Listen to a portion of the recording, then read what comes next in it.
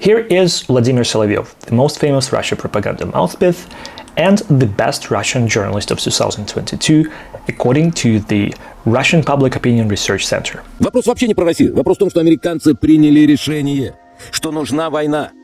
Американцы это решение приняли. Американцы. Вся война была придумана американцами. Это судьба украинцев. Никого из них не волновало. Поэтому американцы сделали ставку на клику Зеленского. Потому что это единственные люди, которых они нашли. Даже Порошенко на этого не пошел.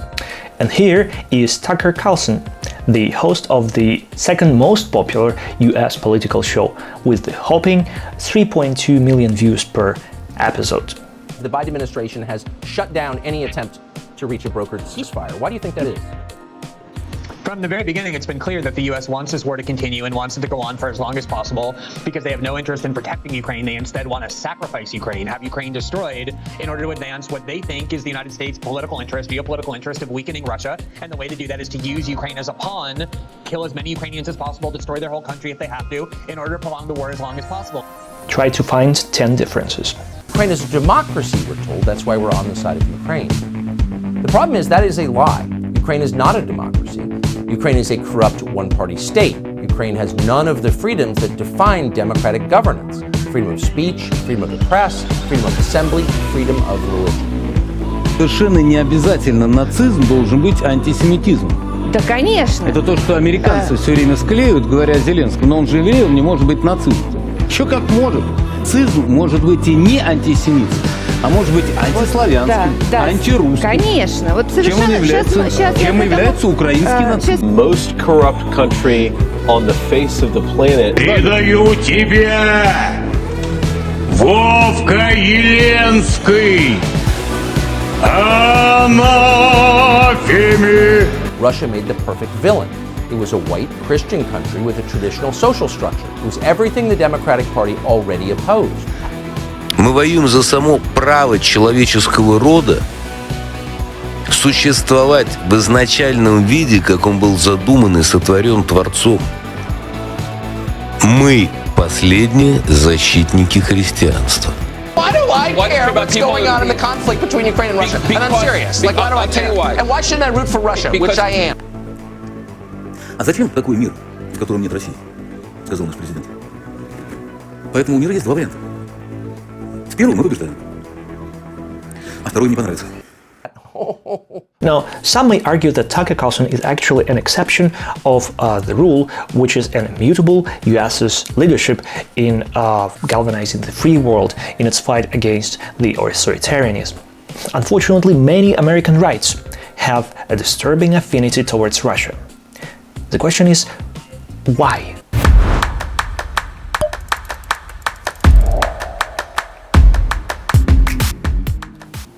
The anti-Ukrainian narrative that comes from the far left and far right of the political spectrum is mutually exclusive and confusing. Ukraine is simultaneously portrayed as both a neo-Nazi country with an oppressive regime and a stooge of a neoliberal global world order.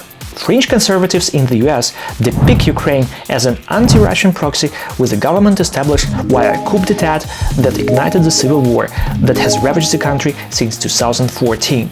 We're paying for a war, a proxy war with Russia, when I've never seen Putin actually show in any detail his plans to invade Europe. No one has shown me that, so I don't believe the lies that I'm being told about this. Ukraine is described as a failed corruption-riven state with a complex territorial and ethnical composition that basically was created from a mere Russian courtesy. The liberal Germany enforced on Ukraine to provoke Russia is usually invoked as a culprit that foreshadowed the war that started in 2022. Zelensky himself, a populist politician and a former comedian, is usually referred to as a crook and a warmonger who elicit hard-earned dollars from the US taxpayers. The war, in other words, is an unnecessary product that stems from a series of political blunders of the Obama and Biden administration. Ukraine's rightful place should be a buffer between Russia and the rest of Europe, providing Russia its security guarantees. Just like the backyard of the US should never be challenged by for instance, China. All these allegations demonstrate a stark misinformation that can be easily debunked with common sense, but is rarely addressed head-to-head. So, shall we? Но что произошло в 2014 году? Госпереворот, кровавый, людей убивали. Now, Ukraine is a functional democracy that changes its presidents every 5 years, with only one president that ever been re-elected. Ukraine is also a presidential parliamentary republic with 5 to 6 parties represented in every parliament, spanning the political spectrum from left to right and center. After President Yanukovych fled to Russia during the Revolution of Dignity in 2014, the incumbent parliament took charge. This included Yanukovych's own ruling party, which voted to impeach the president after his escape. The temporary acting president was then elected by the parliament and served until the next extraordinary national elections. The new president, Poroshenko, was elected in free elections 3 months after Yanukovych's runaway. In turn, the expression coup d'etat was created by the Russian leadership, who traditionally rejects their own and other people's right for free assembly and right for protest. In Ukraine, however, people overthrow governments that oppose their own people. We call this revolution. Sent $113 billion, probably more than that, Tucker, probably more like $130 billion to the most corrupt country on the face of the planet. Ukraine is a thriving democracy where people believe in their rights to choose and hold their politicians accountable. As mentioned, only one president has ever been re-elected, plus one more fled the country. However, is Ukraine corrupt? The answer is, oh yes. But does it make Ukraine a special case, or does it make Ukraine a pariah? Are we surrounded by impeccable democracies where societies are free of flaws? In this respect, let me quote somebody who is way more authoritative than I am. In those statements that Ukraine's just a corrupt country, I mean, obviously there is corruption in Ukraine, that it's just a corrupt country, how did that play into that perception, that conflict between democracy and authoritarianism? It's really important. So all countries have problems, right? So America has a problem with racism. Are we just a racist country? It's pretty fundamental, but we're not just a racist country. Other things are going on. All democracies have these issues. Is France a post-imperial country? Yes, it is. But there are other things going on in France that make France, not a completely lost republic. Does Poland have a problem with its judiciary? Certainly it does, and so on and so forth. Ukraine has a problem with corruption. Absolutely, Ukraine has a problem with corruption. But that became a sort of trope where, thanks in part to Russian propaganda, it was pushed to a degree where people would say, well, it's not really a state, it's a failed state, which is something the Russians said over and over again. So what happens is that people use various things that are in some way or another kind of true about Ukraine in order to turn Ukraine into a place that doesn't really exist. So the language question is another issue. People in Ukraine speak 2 languages. What's wrong with that? I think it's kind of nice. I wish more of my students spoke 2 languages. But somehow speaking 2 languages becomes bad. It means you don't really know who you are. It means they're not really a people, and so on. So these things which are kind of true in one way or another, like the corruption or like the languages, become an argument for saying Ukraine's not really a place.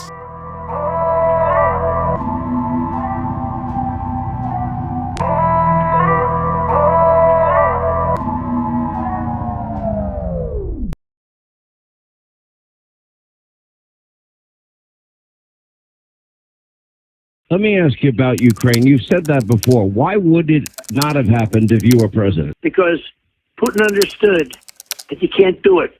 You can't do it. And under Trump, you know what they took over? They took over nothing, Russia.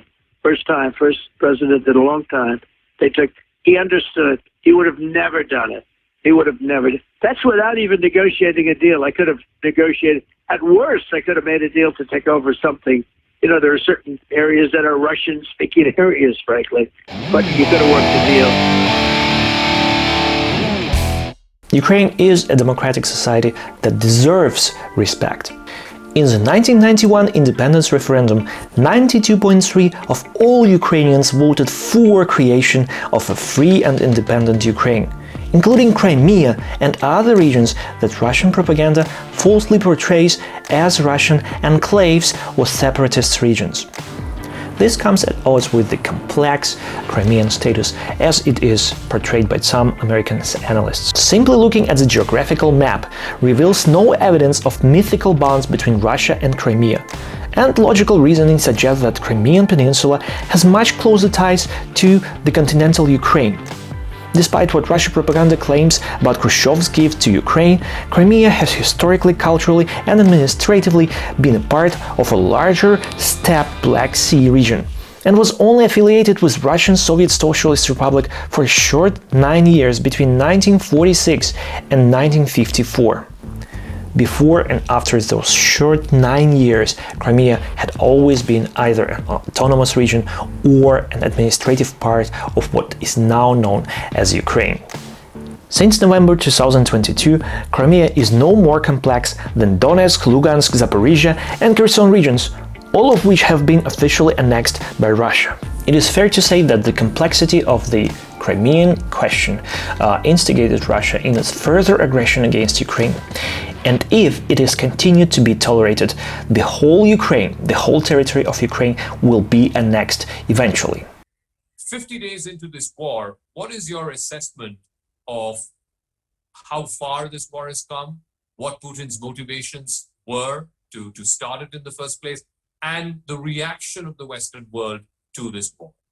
My view all along has been that this crisis, which now is an actual war, is all about the West's efforts to make Ukraine a Western bulwark on Russia's borders.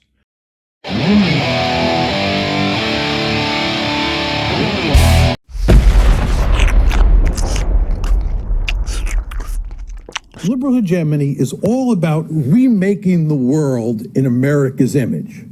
That has three dimensions to it. First goal is to promote liberal democracy. Second is to embed countries in the international economic order that Uncle Sugar created during the Cold War. And then the third goal, which is related to the second, is to get countries embedded in international institutions. Liberal hegemony is a favorite strawman of anti-globalists of all types and sorts.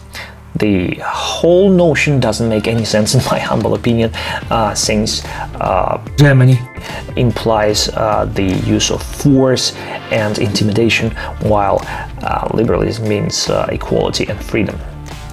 Pretty hard to square those two together, even semantically. However, many try, including some renowned political scientists from the US. The problem that none of these talking heads can resolve with respect of foreign liberal globalist influences instigating color revolutions all over the world is the issue of agency. You see, all this anti-liberal hegemony people presumably evidently assume that all those Ukrainians or Iranians are somehow inferior to these talking heads' own nations in respect to their ability to seek freedom. Freedom of speech, faith, freedom of trial, and freedom of free vote. Democracy doesn't look so attractive to a lot of people today. There are alternative models. American political scientist John Marshmeyer, for instance, denies Ukrainians in their simple right to decide their own future.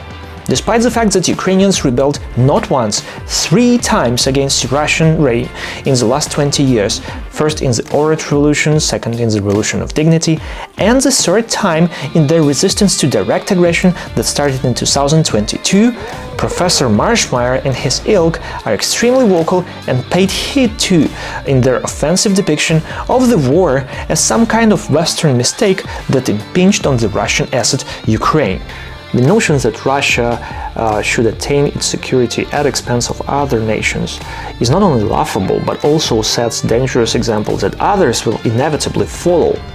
Yet, talking heads talk, depriving Ukraine of its right not to be Russia. You heard it from Zelensky himself talking about the consequences of World War III. The thing is, he has made very clear that that's where he thinks we are already, that we are in World War III. Ukraine is the tip of the spear. And this is how he justifies making demands of the United States and all of these NATO countries to equip him with all of the weapons and aircraft and tanks that the United States and NATO have to go and fight this war that we are in against Russia.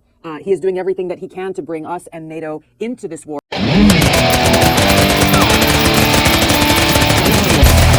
Zelensky came to power as a president of peace. His staggering 73.2% share of the popular vote was gained on a promise to stop the war. His opponent, former President Poroshenko, built his entire presidential campaign under the banner of resistance to Russian aggression that started in 2014. And he lost. And overwhelmingly, Ukrainians were demonstrating tiredness from war. Тому ми робимо це разом. Україномовні і рускоговорящі, заможні і безробітні. Ті, хто захищає Україну, і ті, кого змусили шукати щастя за кордоном. Ми різні, але такі однакові. Об'єднуємось, щоб рухатись вперед. Адже 21 квітня вибір тільки один. Минуле чи майбутнє. Popular promise of simply stop shooting at each other and look Mr. Putin in the eye worked miracles for Zelensky in 2019. For Putin, however, the election of an inexperienced and seemingly weak opponent in Ukraine foreshadowed a new opportunity for a strike. From 2019 to 2022, the Ukrainian military budget had actually shrunk. Zelensky betted on massive infrastructure project rather than on defense. We all know the result of that political blunder. The war of 2022 took the Ukrainian government by surprise. But it stood, because so did Ukrainian nation. Ukrainians are not warmongers. We want peace more than anyone else who preaches for it. Every day, our sons and daughters, brothers and sisters, mothers and fathers die in this war. Our cities have been destroyed. However, the war taught us something. The war that has lasted not just a year, but 8 years, taught us that Russia will not stop unless it is stopped. The war will not end with preaching.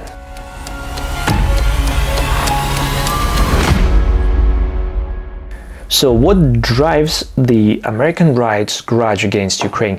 Why all of a sudden it's Ukrainians who deprive Americans from so needed funds to protect their borders, to fund their healthcare, or even produce baby formula? Why doesn't Ukrainian bravery and stamina and will to resist a much stronger opponent ignite Republicans? Why doesn't the idea of a world ruled by thugs not alarm them? Hey, we do not live in the 19th century anymore. Isolationism doesn't work in the shrunk and interconnected world of 21st century. The butterfly effect works across the ocean. The swing of butterfly wing in Ukraine can cause tsunami in a completely different corner of the world. How can you be so blind? And $45 billion spent on Ukraine in 2022 it is roughly equivalent to what Elon Musk spent on buying one social media platform with only 1,000 employees. Is not 40 million nation with kindred spirit and craving for freedom worth 100 per capita spending on aid to Ukraine? Aren't the security guarantees given to Ukraine in the 1990s in return for abandoning its world's third largest nuclear arsenal worth anything at all? America's lengthy and unsuccessful involvement in Middle East conflicts, as well as debacle in Afghanistan, curtailed American appetite for active foreign policy. This is probably the reason why some American rights turn blind eye on the outcome of the Russian-Ukrainian war. The rule-based security order is not an empty phrase. The relative prosperity of humanity in the last 80 years is grounded on this security order. Allowing Russia to achieve territorial gains through aggression institutionalizes terror on a global scale unprecedented since World War II. Allora, il punto è il Donbass. Ma allora perché adesso, oltre ad attaccare di qua, voi state attaccando Kharkiv, state attaccando qui il sud per andare ad Odessa? Dove volete arrivare? Qual è l'obiettivo?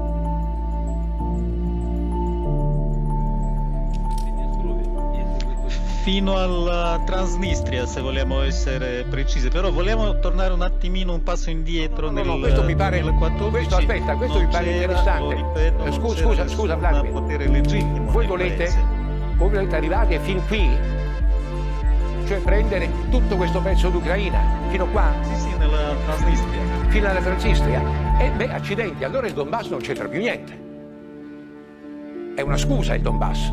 Volete mezza Ucraina, volete togliere il Mar Nero all'Ucraina. Ma tu pensi che l'Ucraina possa mai accettare una cosa di questo genere? Tu pensi che noi italiani e noi occidentali e noi che aderiamo alla NATO potremo mai accettare una situazione di questo genere? Francamente io direi di no, se questo è l'obiettivo.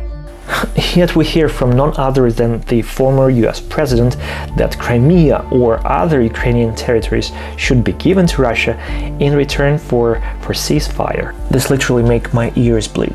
Donald Trump literally says that he will stop war in 24 hours by simply calling Putin. Probably look him in the eye as well. As if we haven't been in this same situation 8 years ago. I leave you with this: the Americans' right loss of moral compass is alarming. Our world will be a much dire place if they don't find it, and find it soon. The 1930s taught us a clear lesson. Aggressive conduct, if allowed to go unchecked and unchallenged, ultimately leads to war. This nation is opposed to war.